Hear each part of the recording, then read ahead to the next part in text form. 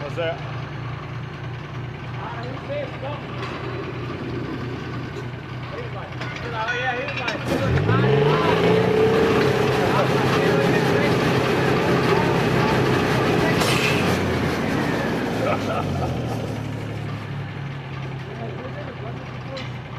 No.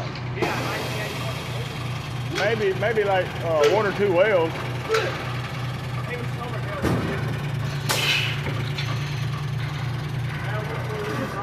He was more of a maintenance and a college type of fella.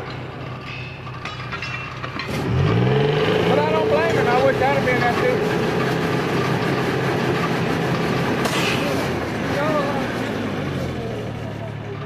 Yeah.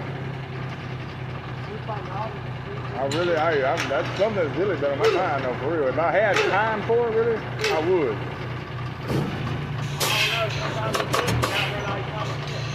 Yeah, I know it, but I've been thinking about these last 3 or 4 months.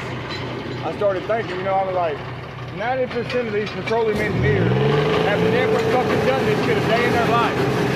Alright? They just know what the fuck a book says. I've been doing this shit for the last 20 years. Imagine what kind of fucking